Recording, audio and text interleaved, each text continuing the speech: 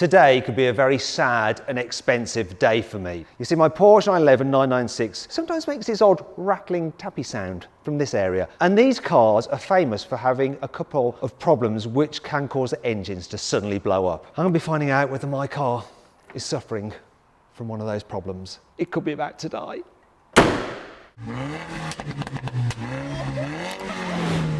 I'd like to introduce you to Matt Barnett. Matt owns Rennworks in Stevenage, and I've been bringing my 996 for how many years? 8 years at least, maybe more. Doing all the servicing and stuff on it. And now it's got like this sort of like weird rattle. And two problems that these suffer with, two major problems which can write off the engine. What are they exactly? So we've got potential IMS bearings. That's a bearing in the bottom of the engine that can, it can break up over time, and that will destroy the engine. that will be the end.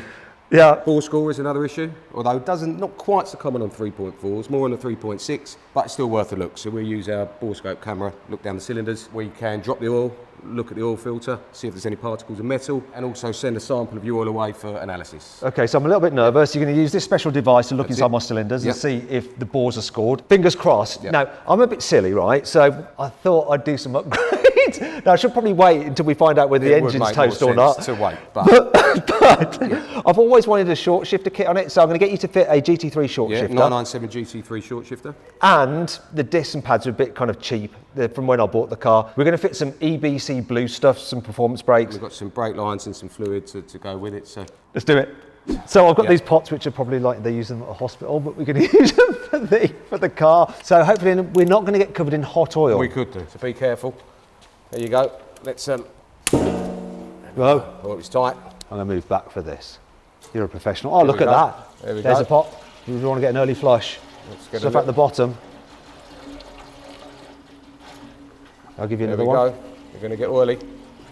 Very clean, Matt. Look at that. Okay, so we're going to have a look on the underside. I noticed already you're mopping up a bit of oil. A bit of a leak on the gearbox there. What about the rear main seal? Because that's a seal between the engine and the gearbox which leaks. Exactly that. So that's this seal in this area here. It's a little bit sticky, Matt. Is that bad? I've seen much worse. Get me worried there. There you go. Okay, let's move further down. You can see you've got all your nice Öhlins suspension on there. And Tarot drop links. So we're going to be changing your brake flexi hoses, and your hard pipes to your calipers are looking pretty decent at the front. And we change these discs, they're starting to get a bit. Oh yeah, they're not very nice, are they? Exactly that. So we'll deal with those. Check your radiators, all looking pretty good. Air conditioning pipes right along the seal. These are not quite common to leak. Lose your air conditioning gas. Oh, it's a little bit of. Yeah, this I think is just, it's pretty grotty out there today, Matt. Oh, it's the water from the road, not from the air conditioning system, okay. Absolutely. So I'm a little concerned with the brake pipes to the rear calipers. So again, we're going to try and change these flexi hoses, but I'd suggest that we definitely replace these. Struggle with those today, so we'll probably order those from Porsche. It might be a future job, but no, all in all, it's looking good. So I don't need to worry about those, but we might need to worry about what we find in the oil filter. In the oil filter. Let's have a look at that. Let's do that. All right, Matt, you've got me working here, haven't you? That's it. So we're going to remove the oil filter. I've cracked it off for you so it's not so tight, but there you go. He's cracked it off. I've cracked it off. I can do this by hand now, right? You can probably do it by hand. I'm a little bit concerned about getting covered in oil. You will get covered in oil. Well, you're doing it then. I'm not. Your arm. That's me done. There you go. I move the ratchet just there you a go. bit. I'll get covered in oil. Go on. It wasn't too bad. Not too bad. That's it. So we're going to cut this open on the bench. Have a little look between the pleats of the oil filter and see if we've got any shiny bits. Any shiny bits, hopefully not. Right, so what we're doing now is ripping open the oil filter. Oh, go on. It's going to stretch out fully, right? Here we go, we're going to stretch that out fully. Teeny tiny bit of sparkly in there. So I would say it's definitely going to be good to get that oil analysed. Just to see what's in it. If it's sort of a ferrous material, then it could potentially be very early stages of your IMS bearing. Oh. Look, we can pass a magnet over that so that we can see if it's magnetic, see if it's, bearing shell material is not magnetic. Bearing shell? No, but whereas the IMS would be, so let's see. So I want it to pick up. It's not picking, yeah it is. It's magnetic, isn't it? So it is magnetic. So is that a good thing? No, that means it is the IMS bearing. But send the oil away, see what it comes back I don't want to drive the car now. That's it. You can leave it here. Leave it here and we'll crack on. I don't know how to get home. You've called it early enough, hopefully. We might get to the bearing and it's absolutely fine. In which case, we've got some foreign matter in this oil filter from somewhere, so then we need to try and establish what it is. But again, this is oil analysis will tell you what that material is. Okay, So I think we need to maybe not fit all the other parts that you've got. Yeah, let's not do that. That's it. We get the box out. It sounds worse than it is. We get the box out. We look at the IMS, and yeah, we fit you a new one.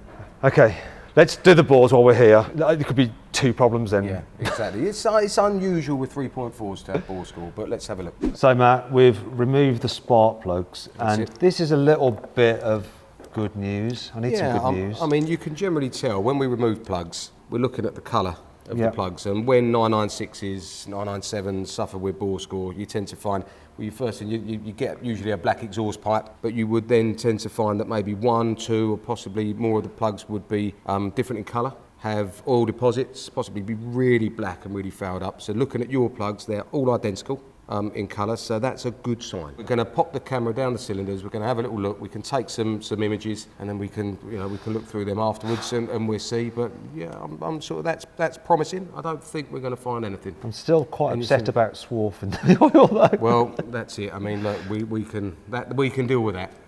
There we go. So Matt has got his camera up inside the cylinders. We've been rotating the engine so that you can look at the cylinder lining with the pistons at their lowest position. We've gone through all the cylinders, and we've found some things which worried me at first, but may not actually be anything. Yeah, so what I would say, look, we've looked in all the cylinders. We found some discoloration sort of to the cylinder walls, but I mean, nothing I would consider to be bore scoring. I mean, this is the worst. We're in cylinder 6. There's a very slight line. You know, every 996, I think we look down, we're going to see some sort of marking.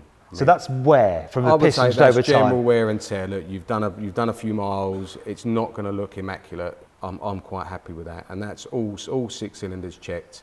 We're going to see some discoloration. We're going to see a few little marks and a few little lines, but that is not scoring. I'm quite happy with that. Okay, good. So Matt, you go out and do Porsche inspections for people when they're thinking about buying one. Or they come to us, exactly that, and we carry out this procedure. And so with this, would you tell someone, don't buy this car, or would you say it's absolutely fine? We would report it, and then obviously you can take a view, but I'm quite happy with it. Would you buy it? Yes. There we go. At a normal price. At a normal price. Not some horrendous discount. At a discounted price because it's got Porsche. No. Okay, I'll relax. Right, I won't fully relax because I'm going to leave the car with you, right? I need to leave it with you because I don't dare drive it because of those metallic bits in the oil. I'm going to go home and figure out how I'm going to get home. I'm going to take my oil samples, I'm going to get them checked out, and it might be a case I'm going to come back and you'll going to tear some of the engine down. I think so. Well, I think while you're gone, we're going to get it to a point where we get the gearbox sort of probably out of the car, and we'll get it to the point to the IMS bearing, and then we'll give you a shout, and you can come along. Okay, and we'll have a look at it. And you can have a look. Exactly. Okay, so next step, analysis of the oil and taking the engine apart to look at this IMS bearing. I've left my 996 at Rennworks while I wait for the oil analysis to come back, and you join me now in my garage, which is where I'm going to keep my new 911 GT3 RS. Though I'm not sure this garage is quite large enough. I'm a bit worried about that. I'm less worried about if the oil analysis on my 996 comes back with some bad news, because I actually have the car covered by Warranty Wise. I've had a plan with Warranty Wise for the past few years now, and they provide extended warranties you can be confident in on a wide range of vehicles. And for those over 12 years old, there's the classic car used car warranty, which is what I have for my Porsche 996. I knew when I bought the car that it had a reputation for some serious and costly faults. And whenever I drove it, I was like super paranoid, like listening out for suspicious noises from the engine and the gearbox. And to tell you the truth, this was preventing me from truly enjoying the car. However, since having the Warranty Wise cover, I've been less bothered about something going wrong. So I've just been able to get on and finally enjoy driving the car, which after all is why I bought it in the first place. I know they've got me covered from repair costs to breakdown cover. Just so you know, certain parts of my car, such as the suspension, aren't covered because they've been modified. However, when buying a plan from Warranty Wise, you can just talk these kind of things through with their team to get a plan that works for you. To get a quote for your car or one you're thinking of buying, I've put a link to Warranty Wise in the description of this video. There's also a link in the pinned comment, and a pop-out banner should be appearing in the top right hand corner of the screen. Click that to go direct to Warranty Wise. Anyway, let's continue with this video and find out if I'm going to have to start a repair with Warranty Wise. Oh, actually, before we do that, I promised you a quick update on my new 992 GT3 RS. Well, the car is on its way, but it has been delayed. It's finished most of production, but it's being held up for a bit of interior trim. Also, the German factory went on holiday for 3 weeks, which also delayed it. But its arrival is imminent. The only question is, will it be able to fit in this garage? Look, I'm going to give you a quick look around the garage now. For those of you who spotted that this was my Fiat 126, well done. Ow, I'm falling over stuff here. Will my GT3 RS really fit in here? I'm not sure. Anyway, let's go and find out now whether I'm going to have to start a repair with Warranty Wise. Back to Rennworks. It's been a month, Matt, and I can see here you have the gearbox out of my car. Gearbox is out. Why have you got the gearbox out? We're going to check and replace your IMS bearing. But there's something really, really odd. So I had the oil sent away for analysis. It has come back. Now, we found metal bits in the oil filter. We did. The oil analysis has come back clean. Which is interesting. So they actually looked at the filter, because I sent that off, and they said, yes, it's ferrous material, but the oil is clean. And they said that those particles weren't necessarily anything to really worry about. What about other materials? Did they find anything else? No. In the sort of... So that's the other thing. So we were worried about bore scoring. And if we had bore scoring, you would expect some aluminium in the oil, wouldn't you? Absolutely. But you know what I found? I remember when I bought the car ages ago, I got them to do a bore scope on it then, just to be sure. And I've got the images here. So if you look at the images, they're the same. It hasn't really got any worse. So it's just general wear and tear within the cylinders, which we did sort of say it was. Could we do be. expect We don't to know, see. yeah. We do expect to see that. Because it hasn't actually progressed from this from years ago. Exactly. It's just some discoloration, some marks in the cylinders. We expect to see that. So that's lucky, but we do need to investigate exactly what that metal was in the filter, and we're going to take the IMS bearing out, see what it's like. I mean, it could be about to fall apart, we don't know. That's why I've got the gearbox out. Do you know what? I'm quite confident that the engine isn't toast. The IMS bearing may be, that could be the issue, but we can fix that, right? The engine hasn't detonated yet. No. So I reckon what we do first of all is carry on with what we were doing. We're going to fit the brakes to this car. So let's crack on with that, and then we'll get into that IMS bearing, have a look at it and see if it's failing or was fine, and see if we can figure out where this metal came from, right? Sounds like a plan. So Matt, here I have my EBC performance brake disc, and I'm going to earn a bit of money as being your assistant. Oh, very good. So that goes on there. Well, thank you. Exactly that. This is where I drop it on my toe.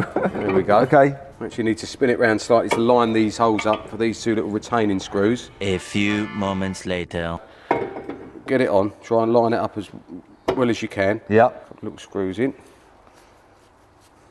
There we go. Lovely job.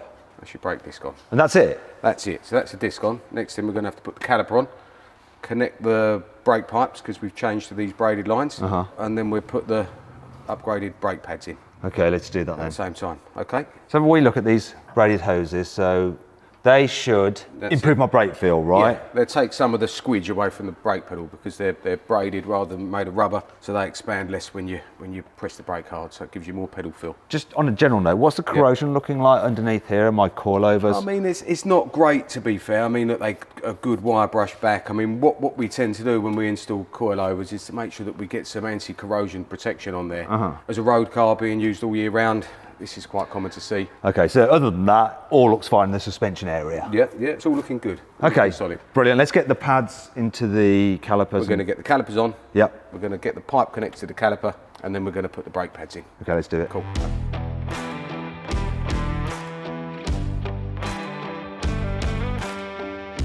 Okay, so we're going to insert the brake pads, EBC blue stuffs. So a high performance pad should give me plenty of bite and feel. Good for a track day. Good for it's never going on track. But hey, just drop them in, yeah? Drop them in, yeah, exactly that. We've got our little anti-squill shims already in the caliper. Slot it in. There we go. And that's it? That's it. We've got a spring and a pin and a clip to hold them in. Let's put them together then. That's it. Exactly that. So I quite like the look of it, the blue pad and the black disc. It's just a shame that that's not going to stay black for long. It It's won't just stay a black for long. coating, isn't it? I'm surprised actually how easy it is to do the brakes. I remember doing them on my MX-5 and I had to take the caliper out and put them in the caliper, then install it onto the actual brake disc. Yep. Unless I was doing that completely wrong. And on all cars you can do it from the rear like this. Here we go.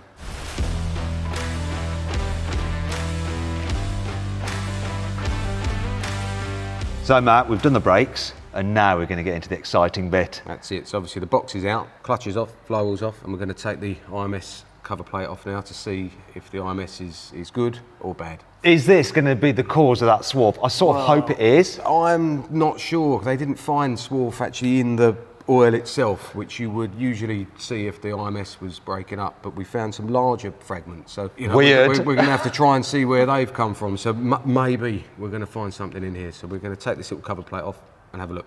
Okay, let's do it. So, Cool. and this is the thing, isn't it, that people are really worried about on this car, and a lot of people switch out the bearings. Yep, just as a matter of course. Exactly that. Let's do it. Look, Go on. that's it. I'm so excited. So we've sort of got it to a point. We've sort of started. We're slacking up. We've taken out the chain tensioners, locked the engine up to TDC. Here we go. Well, that looks like a bearing. That's it. It definitely looks like a bearing. Tell you what, it feels fine. Can I have a feel? There's no play. It feels really fluid and So this has the dual row bearing, This is a which dual. is a bit more reliable, isn't it? yeah. But yeah, mate, that just seems like it's absolutely rock solid and good.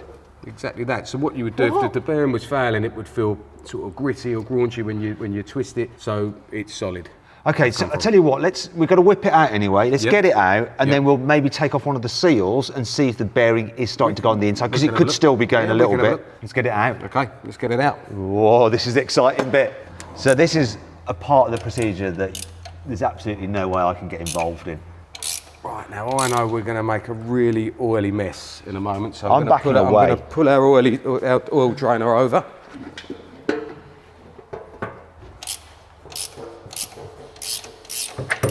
There she goes. And that's the bearing in there. Should we get that on the table, pull off one of the seals and have a look at the have a actual ball races in there? That's it, let's do it. So we have the bearing out here, Matt, and the seal. I mean, it all looks good. There's no way metal's getting past that. No, it does look in good condition and it feels very smooth. We can pull one of the seals Let's out and do have a little that. look inside. Yeah. So let's see if we can, here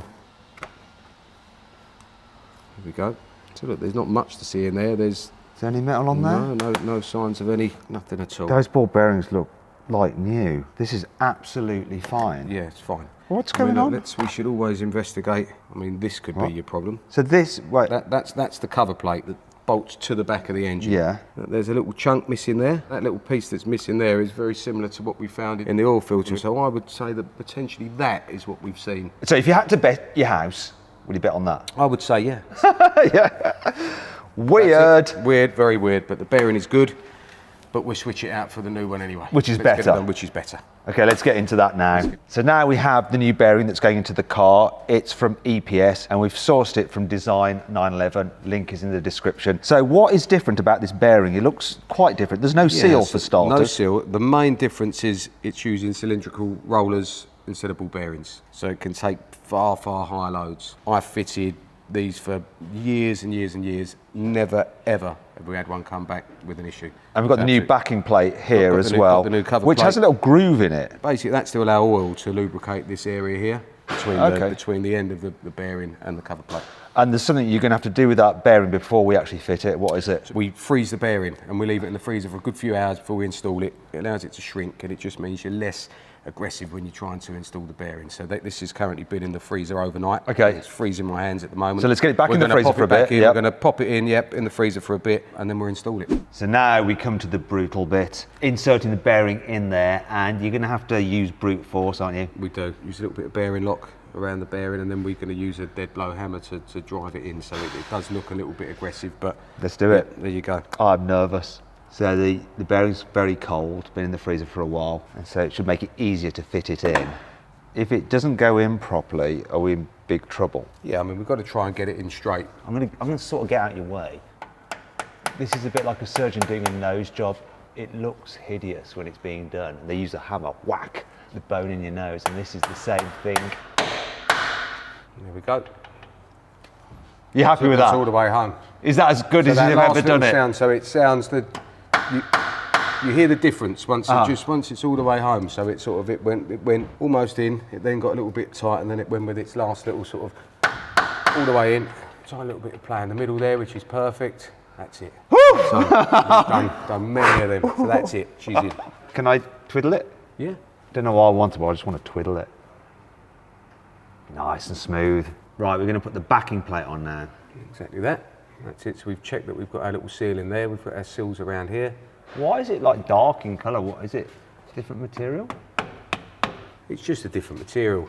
Well, it's in fact it's still steel, but it's Just coated it. exactly that. For reasons. Yes. Tell you the truth, that was a lot less difficult than I thought it would be. Mm-hmm. So now I'm all good. I don't need to worry at all. It's just thrash it. Then something else will fail. Or I'll crash it. Shouldn't say that.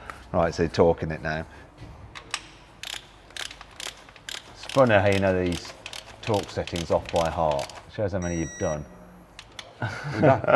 Perfect. Actually, while we've got the gearbox out, the condition's really good for a car that's over 20 years old. Yeah, it is in good shape. It's a good car. So next phase, Matt, is to fit a new Lighten flywheel. That's it. And while we're at it, we may as well fit the clutch. Yeah. First of all, let's go to the clutch, because I've been having this weird like groaning noise in the car when I pull away sometimes once the engine's hot. Okay. I was wondering if it was the diff. I've got a wave track LSD in it. I mean, it could be. It could also be. I mean, it's got a slightly noisy release bearing as well. So this The clutch release this bearing. is the clutch release bearing, exactly that. So you can hear the bearings in there. Yeah. I've seen worse, to be fair, but they can get groany sometimes when you're just taking up drive. Once when the bearings get noisy. If you compare it to the new one, which is it's all beautiful and silky smooth. Right, so it could be that. could The well be clutch that. itself, how many miles do you reckon's left I in mean, that it's not clutch? actually. It's not looking that bad. We look for how close the rivets are. There was still plenty of miles left in that. Okay. But it's got a slightly noisy release bearing. It's all a bit it's all a bit rusty and a bit sort of untidy in there. So we'll clean it all up and make it lovely. New flywheel. And have you seen the difference in the weight between the flywheels? Yeah, so basically we've got the clutch from Design 911. So it's a great place to get all your like 911 parts. And this is the big thing that I think is going to like really change how the car feels to drive. This ASCO Motorsports Lighten flywheel. Yep. So let me just show you this, right? This is the standard flywheel for the car. It's called a dual mass flywheel, so it provides a dampening effect, doesn't it? Exactly But right, as a result, it's really heavy. I mean, that heavy. is like, I can just about hold that out in front of me like that. It's really hurting my back. Now we have this lightweight flywheel, which is, I mean, look at that. I mean, that is, look at that. It's light as a feather. Let's try and do that with the other one. It's Impossible. What's this? Like, this feels like, is this 15? No. It's got to be. It's got to be 10, there's no- 15, yeah. There's no way I can hold that out in front of me. It is, I've just hurt my, my chest doing that. But it's a big difference. So the Wow. engine's gonna react more quickly for your heel and toe, for blipping the throttle, and it makes them feel faster. Especially as the revs climb, you can really feel a lightweight flywheel. So you will get a little bit of gearbox chatter. Sometimes so excited. You hear a bit more, and it's a little bit trickier to pull away because you've obviously got less weight there. But it makes a nice difference. It's going to like really work well with the other thing we're going to do in a bit, which is the gear shifter. We'll get the box fitted back in, and then we'll do the shifter at the end. Okay, let's do it. Brilliant. Okay, let's do it.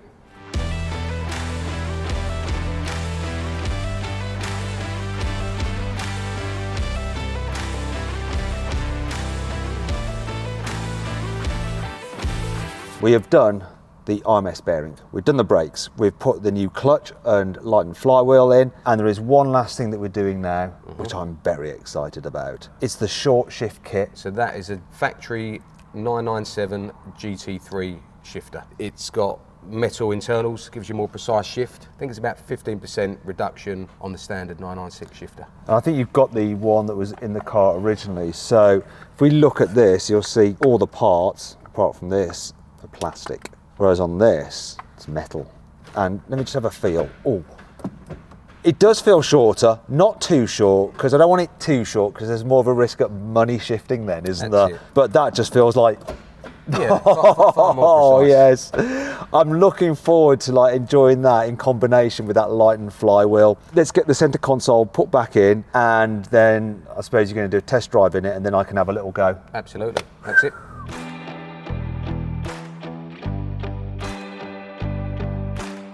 Finally then, the car is all back together, everything's done, and Feels good.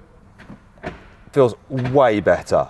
But the important thing, start the engine That's it.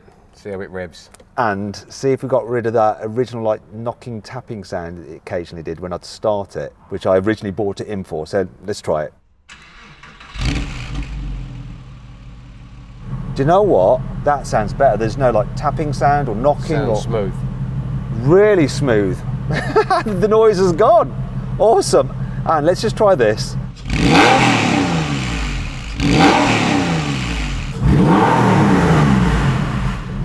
Definitely more responsive. Really more responsive. It revs up quicker and drops quicker than it did Yeah. before with that heavy flywheel. Looking forward to driving that.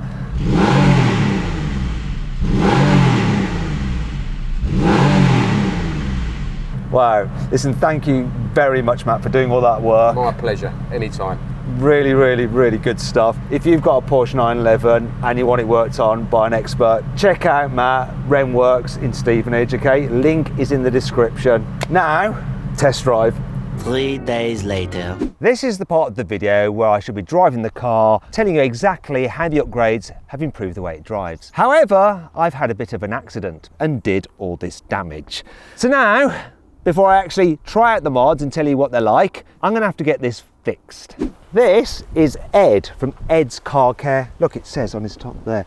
So I've been chatting with Ed over Instagram for quite a while now, and I contacted him and said, can you sort out my Porsche because I've made an error? So Ed, how bad is it? It's quite bad. I mean, we've got some alignment issues, we've got a dent, and we've got quite some deep scratches here. Okay, so I've actually knocked my bonnet out of alignment. Is it the bonnet or is it just the bumper? It's just the bumper. Whew, that's good news. So you can fix all this, right? Yes, and while we're at it, there's not only one dent here, there's a couple of dents on this side, on the other side, so I'll look after you. Ed, get to it. 2 weeks later. Ed has bought my car back. Here he is. And what I'm going to do is hand him the camera and he's going to get my reaction as I look round it.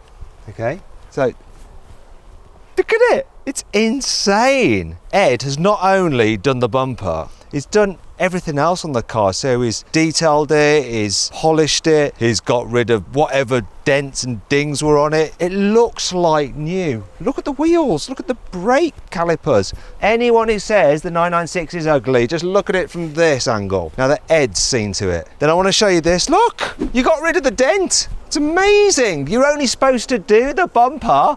And that's not all. Look, let's go back round it. He's only gone and done the inside too. Look, the seats are like new. You know, sometimes, right, sometimes what happens is a bad thing occurs and you think, oh, that's just awful. But then a bad thing turns into a good thing because if I hadn't damaged the car, I wouldn't have contacted Ed and he wouldn't have transformed my 996 into this thing of beauty. Thank you, Ed. I love it. Now you might have noticed there was something missing from my car and it was the badge. See, it was old, so I've got this new one from Design 911 and to complete his work, Ed is now going to fit it. There you go. So Ed, while you're doing that, can you tell me, what was the hardest thing to do on the car? The hardest part was the dent on the near side rear coulter. It has some previous work, so I had to take my time with that one. It took me a few hours. Okay, how about the bumper itself? The bumper is okay. Generally speaking, because it's had previous work, you have to just be gentle with it. You can't just chuck whatever you want, fill it up with filler and chuck some paint on it. You have to be quite delicate. And the inside, you went to town on my interior. I didn't even expect you to do anything. I had some like little bits on the dash where I'd stuck GoPros to the dash and they'd like lifted the leather a little bit away, so there's some annoying air bubbles and you've got rid of those. Yeah, well, you asked. You did say. I suppose I did. Just in case, if you could. So I said, you know what, let me treat him. He deserves it. Well, that is a job well done. Let's just get an end shot of you next to the very shiny car you have created, Ed. So thank you very much, Ed, for sorting that out. No worries. Fixing the bumper and making my car look better than ever before. So if you want your car to look better than ever before, then I've put a link to Ed in the description of this video. Go check him out. Thank you. Finally then, I can tell you what the changes have done to how my 996 feels to drive. The first thing is, that weird noise I told you about at the beginning of the video has gone, which is good. I do have a new noise and it's a slight clatter from that Lightning flywheel, but it gives this car a raw and motorsporty feel, helps it seem a bit more GT3, and I like that. I especially like how it makes the engine rev so much more freely, and it combines beautifully with the GT3 short shifter, which is just glorious and precise. I absolutely adore it, and it makes this car just even more involving to drive, as do the braking upgrades. So the brakes worked before, it's just that the initial bite was a bit soft and there wasn't much feel through the pedal. Now though, the bite is stronger, and those braided hoses, they really do give you more feedback through the pedal, so you can just control your braking better. All these upgrades work so well and just make this car even better to drive. I love it. Also, the work that Ed's done to just beautify it makes me love it even more. It just feels like new to sit in, and then when I get out and look at it, it's so pleasing on the eye. Anyone who says the 996 is ugly is wrong.